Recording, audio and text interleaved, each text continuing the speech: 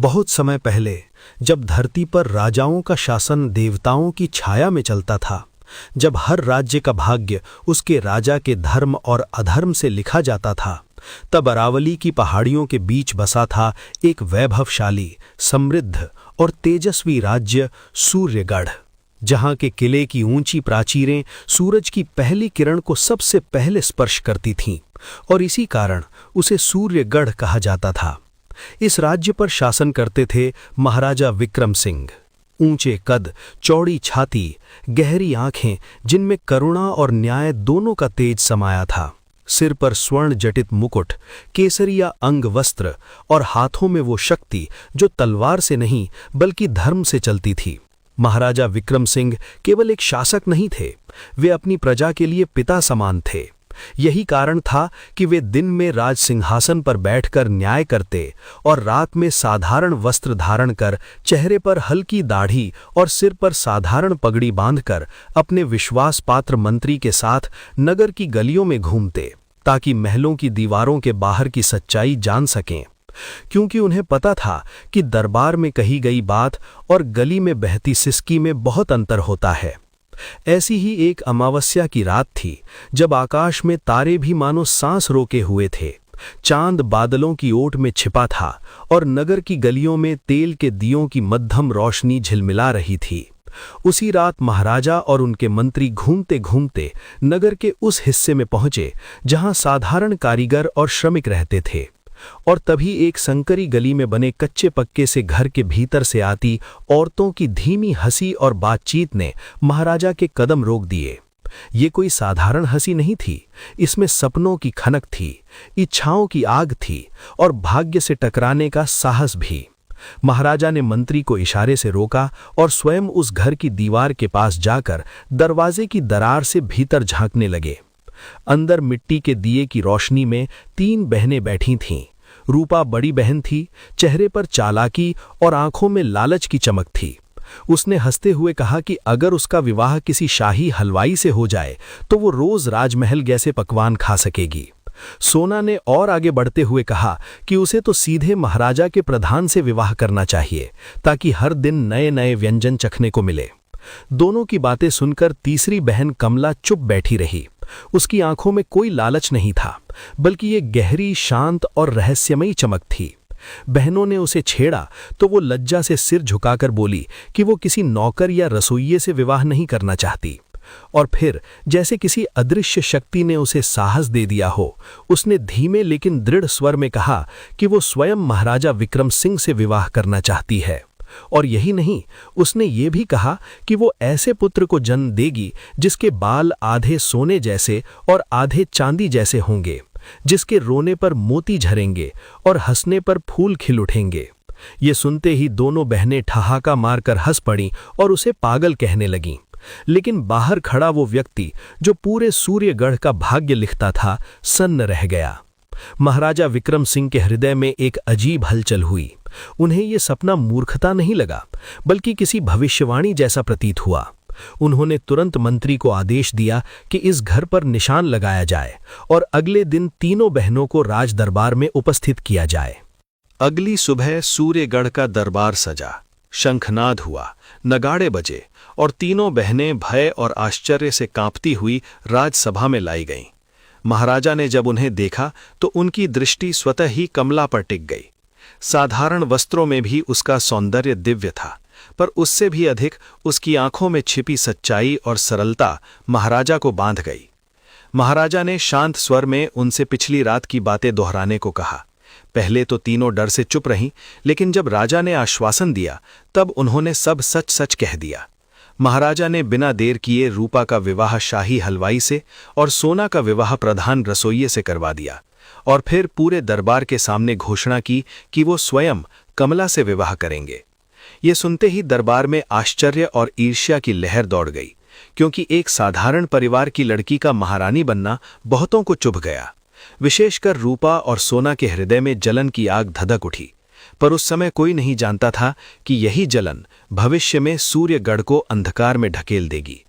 कुछ ही दिनों में भव्य विवाह हुआ, कमला महारानी बनी, राजमहल में दीप जले, लेकिन उसी महल की दीवारों के भीतर साजिश की नींव भी पड़ चुकी थी। समय अपने नियम से आगे बढ़ा और सूर्यगढ़ के राजमहल में वो शुभ घड़ी आई जब महारानी कमला के गर्भवती होने का समाचार पूरे राज्य में फैल गया। राजमहल में शंखनाद हुआ, मंदिरों में दीप जले, ब्राह्मणों ने मंत्रोच्चार किया और महाराजा विक्रम सिंह की आंखों में पहली बार एक पिता बनने की कोमल खुशी झलक उठी। उन्होंने घोषणा की कि महारानी की सेवा में कोई कमी न रहे। आयुर्वेदाचार्य बुलाए गए, दासियां नियुक्त की गईं और स्वयं महाराजा हर रात सोने से पहले कमला के कक्ष में जाकर उसका हाल पूछते, उसके माथे पर हाथ रखकर आशीर्वाद देते। कमला का जीवन अब वैभव से भरा था, लेकिन उसका हृदय अब भी उतना ही सरल और निष्कपट था। वो कभी नहीं भूली कि वो साधारण घर से आई है, और यही सरलता उसकी सबसे बड़ी कमजोरी बन गई। दूसरी ओर रूपा और सोना, जो अब शाही हलवाई और प्रधान रसोइये की पत्नियां थीं, राजमहल के भीतर रहते हुए भी महारानी की छाया में जी रही थीं। उन्हें अच्छा भोजन, वस्त्र और सम्मान तो मिला, लेकिन जो उन्हें भीतर से जला रहा था वो था कमला का महारानी बन जाना। हर उत्सव में जब लोग महारानी की जय कहते, हर पूजा में जब पहला प्रसाद कमला को मिलता, तब रूपा और सोना के हृदय में ईर्ष्या का विष और गाढ़ा होता जाता। वे दिन रात यही सोचती कि एक साधारण लड़की कैसे पूरे सूर्यगढ़ की रानी बन गई, और हम जो उससे बड़ी हैं, हम क्यों उसके चरणों में खड़ी हैं। यही जलन धीरे धीरे साजिश में बदलने लगी। उन्होंने महल की एक क्रूर और लोभी दाई से मित्रता की। वो दाई जो पहले भी कई राजघरानों में काम कर चुकी थी और जिसे सोने चांदी से खरीदा जा सकता था। रूपा ने उसे गुप्त रूप से बुलाया और भारी थैली उसके सामने रखते हुए कहा कि अगर वो उनके कहे अनुसार काम करे तो ये थैली हर महीने भरी रहेगी। दाई की आंखें चमक उठीं और उसने बिना सवाल किए हामी भर दी। समय बीतता गया, कमला का गर्भ 9वें महीने में प्रवेश कर गया, और एक तूफानी रात जब बादल गरज रहे थे और बिजली आकाश को चीर रही थी, महारानी को प्रसव पीड़ा हुई। राजमहल में अफरा तफरी मच गई। वैद्य बुलाए गए। महाराजा विक्रम सिंह बाहर प्रार्थना में लीन थे और भीतर वही दाई थी जिसे रूपा और सोना ने खरीद लिया था। आधी रात के समय जब शंख और मंत्रों के बीच एक नवजात के रोने की आवाज गूंजी तो दाई के हाथ कांप गए, क्योंकि उसने अपनी आंखों से वो दृश्य देखा जो वर्षों बाद भी लोक कथाओं में दोहराया जाने वाला था। महारानी कमला ने एक नहीं बल्कि 3 पुत्रों को जन्म दिया, और वे तीनों वैसा ही थे जैसा कमला ने वर्षों पहले कहा था। एक बालक के सिर के बाल सोने जैसे चमक रहे थे, दूसरे के चांदी जैसे उज्जवल थे, और तीसरे के बालों में दोनों का अद्भुत मेल था। और जैसे ही वे रोए, उनके आंसुओं की जगह मोती बिछने लगे। ये देखकर दाई भयभीत भी हुई और लालच से भर भी गई, लेकिन उसी क्षण उसके कानों में रूपा और सोना की बातें गूंज उठीं। अगर ये बच्चे जिए तो हम जीवन भर महारानी के चरण धोते रहेंगे। दाई ने अपने कठोर हृदय पर पत्थर रखा और उसी रात एक ऐसा अपराध किया जिसने सूर्यगढ़ के भाग्य पर काला धब्बा लगा दिया। उसने चुपके से उन तीनों दिव्य बालकों को कपड़े में लपेटा और उनके स्थान पर 3 मृत जानवरों के बच्चे रख दिए, कहीं बिल्ली का, कहीं कुत्ते का, और फिर रक्त रंजित वस्त्रों के साथ बाहर निकलकर महाराजा के पास जाकर रोती हुई बोली कि महारानी ने अपशकुन को जन्म दिया है। उसने ऐसे जीवों को जन्म दिया है जो मानव नहीं है। ये सुनते ही महाराजा विक्रम सिंह के पैरों तले जमीन खिसक गई। उनका हृदय मानने को तैयार नहीं था। वे भीतर दौड़े, लेकिन दाई ने पहले ही दृश्य ऐसा बना दिया था कि सच्चाई धुंधली हो गई। कमला प्रसव की पीड़ा और बेहोशी में थी। उसे कुछ पता ही नहीं था कि उसके साथ क्या हुआ है। दरबार में ये समाचार आग की तरह फैल गया। पंडितों ने डर से मुंह फेर लिया। कुछ दरबारियों ने इसे दैवी कोप बताया, और रूपा सोना ने आंसू बहाने का ढोंग करते हुए कहा कि उन्होंने पहले ही कहा था कि कमला हवा में सपने मनाती है। महाराजा विक्रम सिंह टूट गए। एक ओर उनका पिता हृदय था जो कह रहा था कि ये सब झूठ है, और दूसरी ओर उनका राजा धर्म था जो अपशकुन और भय से घिर चुका था। उन्होंने क्रोध में नहीं बल्कि भारी पीड़ा के साथ आदेश दिया कि महारानी को तत्काल अलग कर दिया जाए। और जब दाई ने ये झूठ फैलाया कि महारानी ने जानबूझकर ये कृत्य किया है, तब दरबार के दबाव में आकर महाराजा ने वो आदेश दिया जिसने आने वाले वर्षों तक उन्हें रातों में सोने नहीं दिया। महारानी कमला को राजमहल के पिछवाड़े बने लोहे के पिंजड़े में कैद कर दिया जाए, जहां वो न मरे न जिए, बस अपने भाग्य को कोसती रहे। कमला को जब होश आया और उसने अपने बच्चों को नहीं पाया, तब वो विलाप करने लगी। उसने बार बार कहा कि उसके बच्चे जीवित हैं, वे साधारण नहीं हैं, लेकिन किसी ने उसकी एक न सुनी।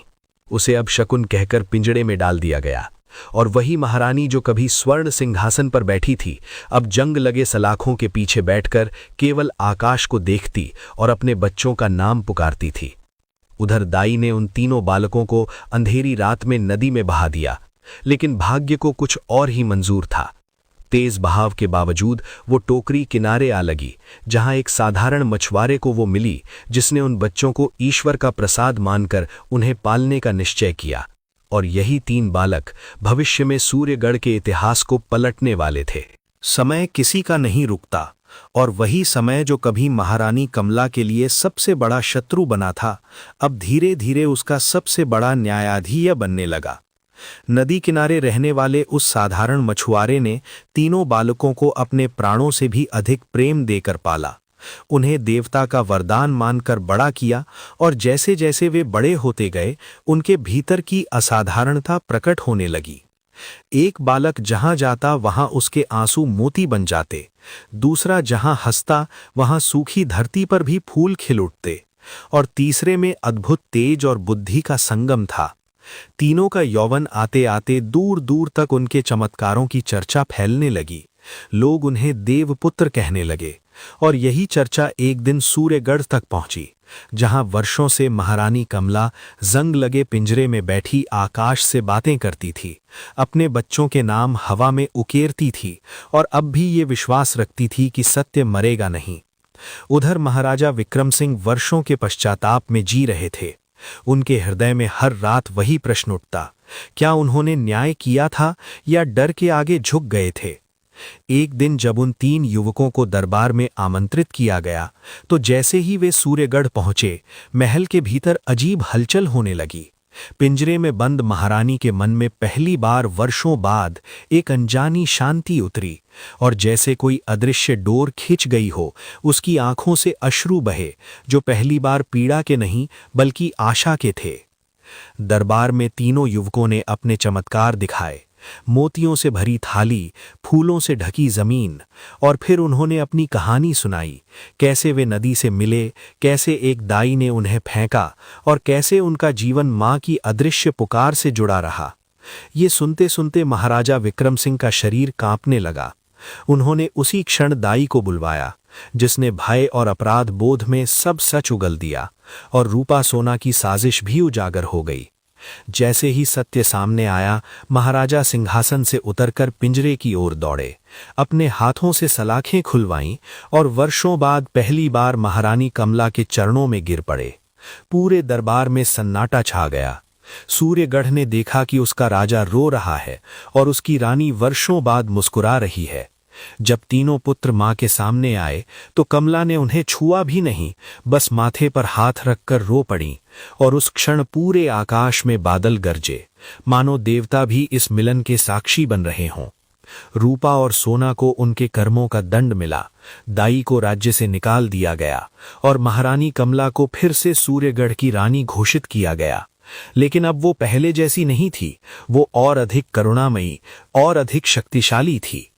महाराजा विक्रम सिंह ने जीवन भर के लिए ये संकल्प लिया कि वो कभी भी बिना सत्य जाने न्याय नहीं करेंगे, और सूर्यगढ़ में ये कथा पीढ़ी दर पीढ़ी सुनाई जाने लगी कि जो मां सत्य के साथ खड़ी रहती है, उसे समय स्वयं न्याय दिलाता है।